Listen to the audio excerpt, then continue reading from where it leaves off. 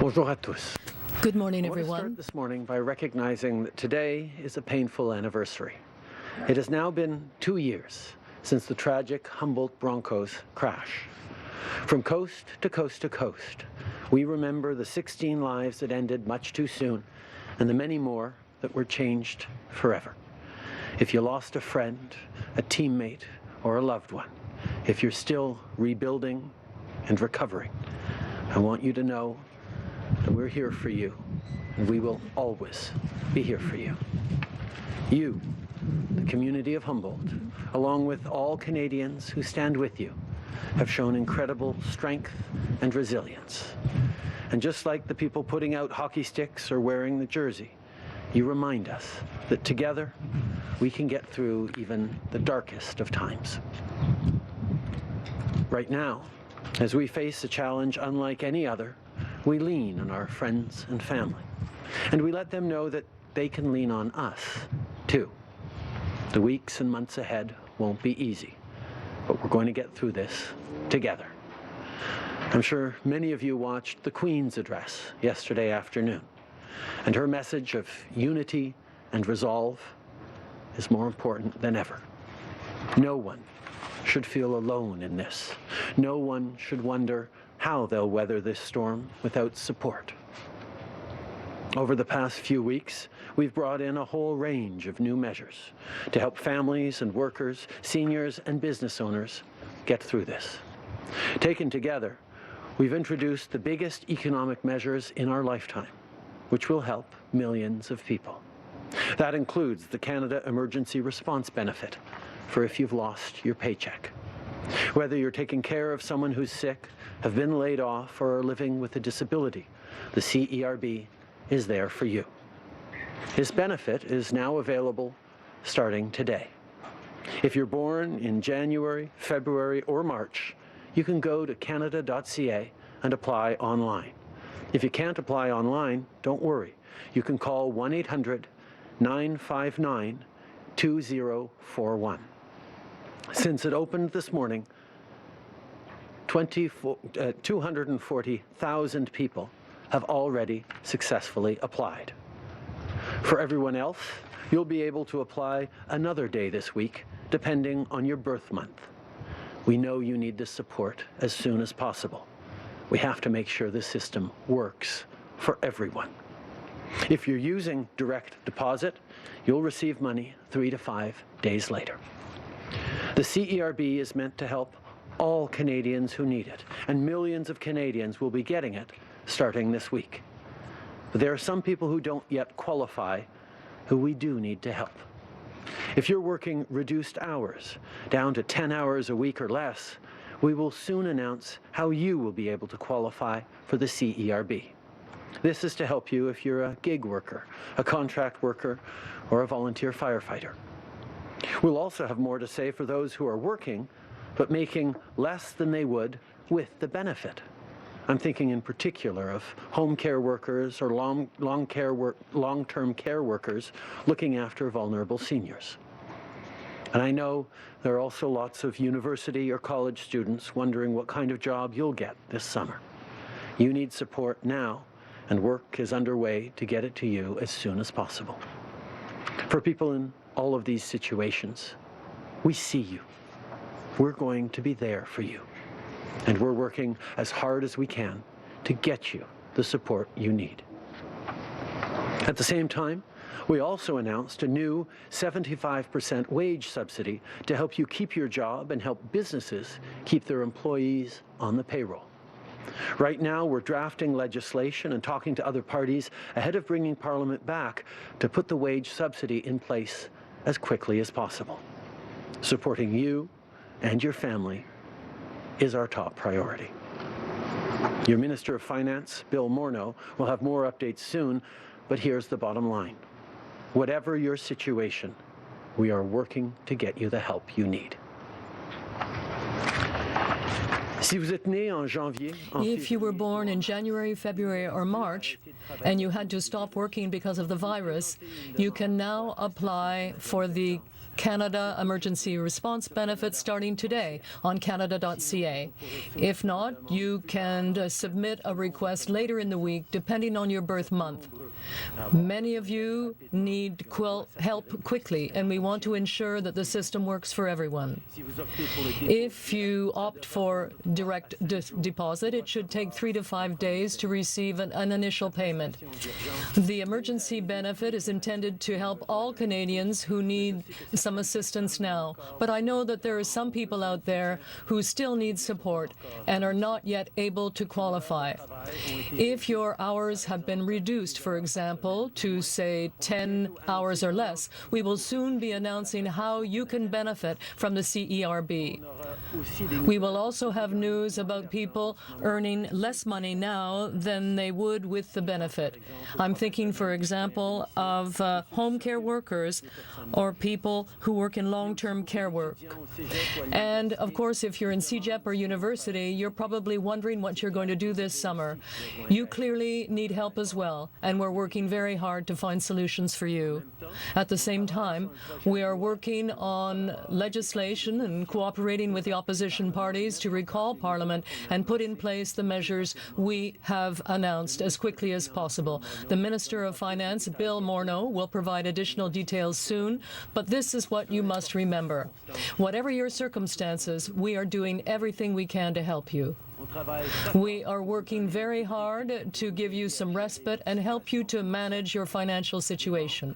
The banks have an important role to play as well, because they will be able to help businesses to continue their activities and families to pay their mortgages. Today, I want to thank the 6 major banks and certain cooperatives for agreeing to reduce by half the interest rates on credit cards for Canadians experiencing financial difficulty as a result of the pandemic. Major banks and of certain credit unions to cut credit card interest rates almost in half for people in financial difficulty because of the pandemic will give them much needed relief on debt.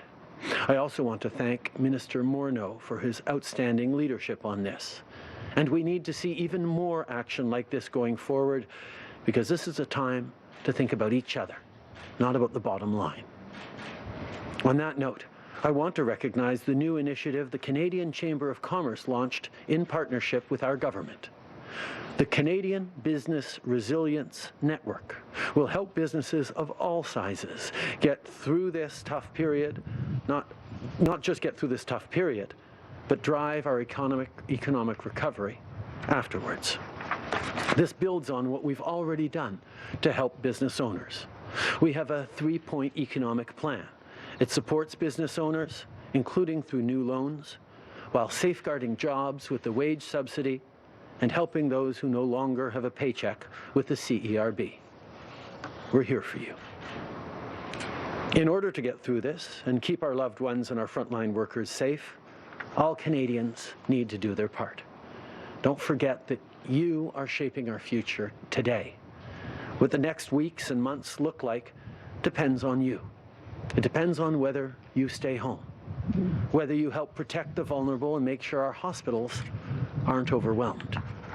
Chaque citoyen doit faire sa Every part. citizen has to do his part, because people who may have to go to work, such as lab technicians and healthcare workers, truckers and farm workers, are doing more than their share. They're making sacrifices to allow the rest of the population to stay home. The best way to thank them is to continue to follow the public health guidelines. That is how we can all protect our own health and their health as well. Thank you for being here today. Monsieur le Premier ministre, on va maintenant passer à la période de questions en commençant par le téléphone. Modérateur, c'est à vous. Thank you. Merci. The first question, Alex Ballingal, Toronto Star. Line is open. Good morning, Prime Minister. Premier Ford in Ontario reportedly told CBC News this morning that Ontario could run out of personal protective equipment within a week, and that the U.S. has stopped a shipment of equipment last night. I'm wondering what your reaction to that is, that impending shortage in Ontario? And can you tell us if the U.S. has actually stopped any shipments of goods into Canada? We are working very closely with all provinces and monitoring the levels of personal protective equipment and the challenges they're facing both on procurement and on making sure that our health officials, healthcare workers across the country get the kind of help that they need. We continue to have productive and positive conversations with the United States, emphasizing for them that healthcare supplies and workers across the border are very much a two-way street, and we need to continue to enable us to be there for our neighbors because it's in our collective interest. Minister Champagne had a good conversation with Secretary Pompeo this morning.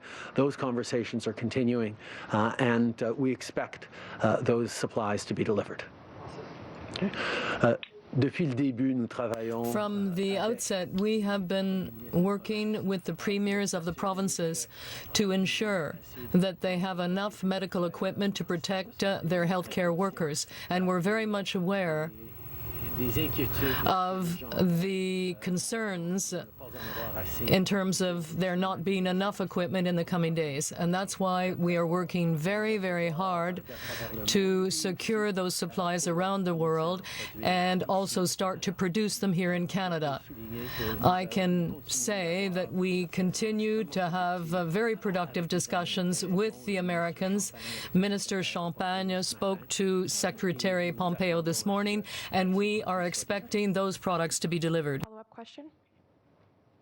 Have you, I guess just to repeat that question has there been any shipments that have been stopped that we were expecting to get? And have you received any assurances from the Americans that they will allow these to go through?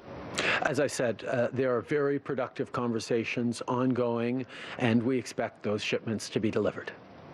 Thank you. Next question. Thank you. Merci. Next question, Jim Bronskill, the Canadian Press. Line is open. Good morning. We're wondering if you can update us on any of the efforts to ensure that people are quarantined who need to be quarantined. Do you have anything to tell us today about whether anyone has been quarantined? And if so, are there any numbers on that score? Thank you. Anyone returning to Canada is subject to a mandatory quarantine order. That means they have to go straight home from the airport and stay home for 14 days. Public health officials are following up with a number of those people, particularly some of the higher risk or challenging cases. We are confident that Canadians right across the country are obeying the quarantine orders and making sure that they're doing everything they need to do to keep themselves and their loved ones safe. Follow-up question? Is there any sense beyond the normal quarantine procedures whether the Quarantine Act has been invoked in special cases and people have actually been forced into quarantine in centres or other locations under the Quarantine Act? From the very beginning, there was a number of measures that we took on returning flights from Wuhan, for example, on flights coming back from various cruises, where we had mandatory quarantines in centres. We have facilities available for people who are returning to Canada and for various reasons cannot quarantine themselves at home, or home is too far from the airport. That is why we have institutions in place, and those are being used. Merci beaucoup. Prochaine question. Thank you. Merci. Prochaine question, Raymond Filion, TVA. À vous. TVA. Good morning, Prime Minister. About a week ago, you were talking about the end of your isolation arriving. Can you tell us when that will happen? Well, I intend to return to the office in the coming days. But my work will continue for the time being at home. We know that that's what we're asking everyone to do. We're telling people to stay home as much as possible, and as we've seen in recent weeks, it is possible to do so, and we're working very well from home in this particular circumstance. Yes, I may have to go back to Parliament or go to the office at some point in the coming days or weeks, but I will continue to work from home as much as possible. You also mentioned in your statement that the coming weeks and months will not be easy. Could you elaborate on that? I understand that the curve depends on the choices people are making, and you will be releasing information, but in concrete terms, what does this mean? Well, it means that people should expect to continue to stay home for many weeks and perhaps many months. We will have more specific answers for people once we have completed our modeling, and that will give people a better idea of what could happen. But every model and every projection shows a lot of variability depending on the actions that we take as individuals and as a society. Staying home and continuing to be isolated and practice distancing is the best way to come out of this as quickly as possible. But this will be an issue that lasts for weeks and possibly months. Thank you. Merci. Dernière question, Marie Vastel, Le Devoir, à vous. Le Devoir. Good morning, Mr. Trudeau. I'd like to hear you comment on Parliament. Work has been suspended in Parliament for 3 weeks, and that means the democratic process is not really underway, and yet you're a minority government. So what do you say to people who think that you are getting around the opposition parties and that you're governing all by yourself? On the contrary, that is exactly why we are recalling Parliament to debate very important legislation that will help workers and businesses with the wage subsidy. And I'm looking forward to being in Parliament and seeing it recalled in reduced numbers so that we can continue to do our important work as parliamentarians.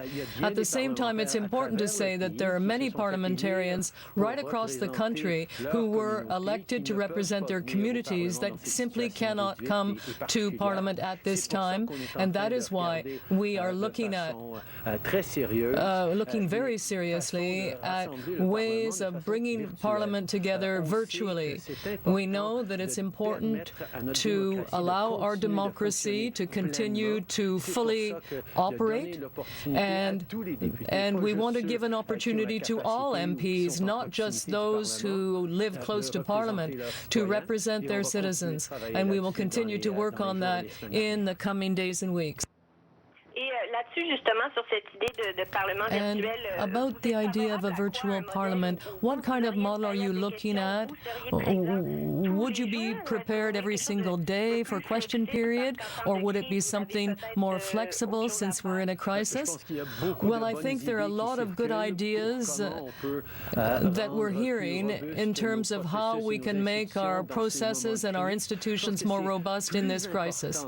And I think that it's even more important now that we have a strong democracy and strong institutions when we're dealing with a crisis. And that's why we're working with the other political parties and our institutions and parliamentarian experts in order to continue to give confidence to the people of Canada that our democracy is working, that Parliament is working, and that we remain strong even in these difficult times. It's really important that we continue to strengthen our democracy even during a crisis, especially during a crisis. That's why I'm looking forward to seeing Parliament reconvene in a reduced state in the coming days to be able to pass important legislation that's going to get wage subsidies out to employers so people can continue to hold their jobs even in this time where very few people are working.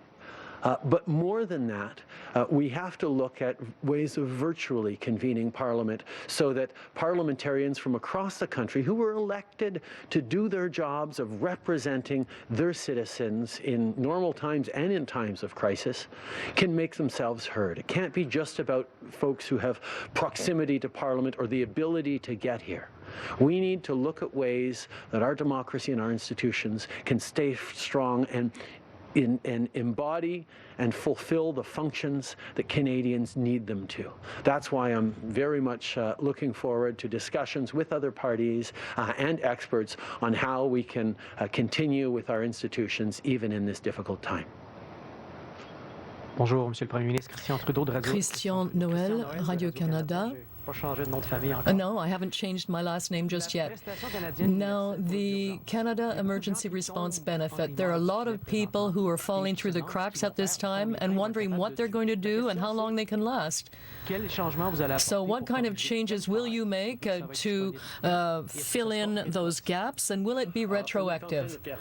Well, we are currently looking at a couple of different type of people who are falling through the cracks and are not eligible for that benefit. We have seen people with massively reduced hours, but who are continuing to work and who should be able to access the CERB.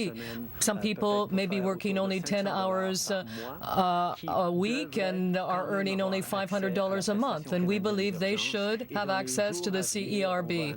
So in the coming days, we will be announcing how those people can apply to receive the Canada Emergency Response Benefit. We also realize that in some areas, for example, in long-term care facilities, there are workers who are earning less per month. They're carrying out very important work for society, but they're earning less than what they would receive under the CERB, the new benefit. So we want to ensure that those people who are doing this important work can continue to do it, and we're now looking at how we can give them a bit more money so that it would be worthwhile for them to keep those jobs and continue to do that work. Once again, we will have more to say about that in the coming days. The Canada Emergency Response Benefit is there to help millions of Canadians. We've moved quickly on it to try and help as many people as we possibly can, as quickly as possible, and that's rolling out today. But at the same time, we recognize that there are groups of people who aren't benefiting from the Canada Emergency Response Benefit who probably should. I think specifically of people who've seen their hours reduced massively down to 10 hours a week or less, maybe making a total of $500 a month, who are in a precarious situation, who really would and should benefit from the Canada Emergency Response Benefit. So we're going to be announcing in the coming days how people in that situation will be able to apply and receive the Canada Emergency Response Benefit. Think of other groups of people who, perhaps people working in long-term care facilities or seniors' residences, who do extremely important work, particularly these days, but who actually don't make as much per month as they would if they had lost their job and were receiving the response benefit. That's why we're looking carefully at how we can increase their pay a little bit so that they do better off remaining at work rather than receiving, going off work and receiving the emergency response benefit. These are fine-tunings that we knew we would have to do because in any program you're trying to help as many people as possible. There will be exceptions that we have to fill, and we're going to keep working to make sure that we get this right and get everyone the help they need. Pour ce qui est des petites et moyennes entreprises, parce que la croissance économique prévue pour le deuxième trimestre, c'est pas une croissance, ça va être une décroissance. Les PME, c'est le moteur de l'économie. La subvention salariale de 75% ne fait pas leur affaire pour toutes les entreprises. Donc, now, the fact is that the wage subsidy does not suit all businesses. What can you do about that, and what can you do to stop the steady decline in the economy? Well, we're in a situation right now where what we have to do to deal with the health crisis is harming the economy and creating an economic crisis as well. But we have choices to make. We have no choice but to shut down the economy in order to come through this crisis as soon as possible, so that we can get those economic engines up and running again as quickly as possible in a few months. And in order to get through these difficult months, we are providing assistance directly to workers and businesses so that they can last out this crisis with the wage subsidy, with loans and access to credit, with funding for large corporations as well. So we are there to ensure that when the economy rebounds at the end of this crisis, we will be in a good economic position and will be able to get the economic activity back up and running again. Hi, Prime Minister. Tom Parry with CBC. I just want to return to that City News report about the shipment of masks. Did the United States block that shipment of masks to Canada? Are you aware of any other shipments that have been delayed or blocked? And you said that you expect the shipment to arrive. If it doesn't, what are you going to do? Okay. We continue to have constructive and productive conversations with officials in the American administration who understand that essential services and supplies are very much a two-way street between Canada and the United States. We are interconnected and interlinked in so many ways, from primary resources flowing to American companies to make the equipment that is so desperately needed both in North America and around the world, to actual shipments of products that go from Canada to the United States, that go from the United States to Canada. We will continue to work together. We're going to make sure that goods and services that are essential continue to flow, and I expect those shipments to come in soon. Okay. Nous savons que les biens et services essentiels essential goods and services des deux côtés de la frontière. Cross the border in both directions, and we will continue to work with the Americans to ensure that those essential products to protect Canadians come to Canada, and we are confident they will. The Centre for Disease Control in the United States is recommending that people wear masks when they go out in public. Canada hasn't gone that far. Why is there a reluctance on Canada's part to make that kind of recommendation, given that some healthcare experts say it's a good idea? I'm not going to make health recommendations to people. I don't think politicians should be opining on health solutions or fixes. I know that Dr. Tam is going to be sharing new reflections on masks in less than an hour now, and I encourage people to continue to listen to her and to health experts and professionals on how best we can keep ourselves safe, how best we can keep our loved ones safe, how best we can keep our healthcare workers safe at this time. Brian Mullen, Global News. Prime Minister, some of the countries that have had the most success flattening the curve, such as Germany, attribute that to testing. So why aren't we doing more testing? Is it lack of people to administer the tests, lack of testing kits, or a lack of resources? Every single day we are doing more tests than the day before. We recognize that large-scale testing is a key element of flattening the curve and dealing with the long-term prognosis of this pandemic. We will need to continue to test more and more to get those answers back quickly and be able to monitor the spread of coronavirus through our population. That's why we're continuing to do more tests. That's why we're creating more test kits. That's why we're continuing to develop new solutions on testing. Testing will be an essential part of how we get through this.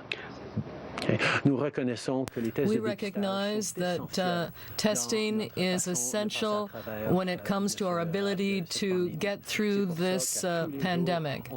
That's why every single day we are doing more testing, and it's also why we are securing new test kits, a larger number of kits, so that testing can be done more quickly, because we know that getting through this means massive testing. testing kits purchased by the government be delivered to the provinces so that testing can ramp up? We have already had deliveries of testing kits, and we will continue to deliver more and more testing kits from around the world, from companies in Canada that are developing them.